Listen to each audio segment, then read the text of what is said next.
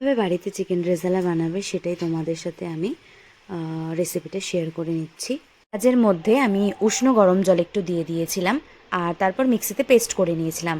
তার সাথে সাথে কাজু পোস্ত এগুলোকেও পেস্ট করে নিয়েছিলাম, আর শুকনো খোলায় যত রকম মশলা ছিল সেগুলোকে ভেজে নিয়ে শিলনোড়া দিয়ে বেটে নিয়েছিলাম।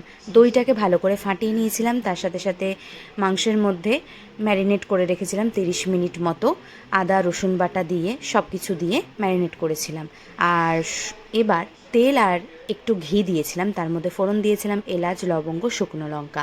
তার সাথে সাথে পেঁয়াজ যেটা বেটে রেখেছিলাম সেটাকে 10 মিনিট ধরে তেল যতক্ষণ না ছাড়ছিল নাড়াচাড়া করেছিলাম। তারপর ম্যারিনেট করা মাংসটা দিয়ে দিয়েছিলাম। ম্যারিনেট করা মাংসটা দেওয়ার পর মিনিমাম তোমরা 10 থেকে 15 মিনিট ধরে ভালো করে একটু কষিয়ে নিও। তারপরে কি করবে, ওর মধ্যে কেওড়া জল, নুন, চিনি এই সব কিছু দিয়ে দিও পরিমাণ মতো।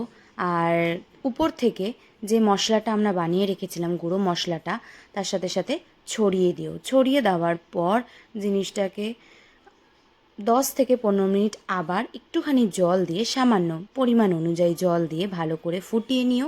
ফুটিয়ে নেওয়ার পর তৈরি হয়ে যাবে আমাদের চিকেন রেজালা। বাড়িতে সবাই তোমরা ট্রাই করো এইভাবে, খুব ইজি প্রসেস একটা। আর টেস্ট করো, দেখো কেমন হয়েছে। আর ভিডিওটা কেমন লাগলো সবাই কিন্তু কমেন্ট করো, শেয়ার করো, লাইক করো। টাটা সবাইকে।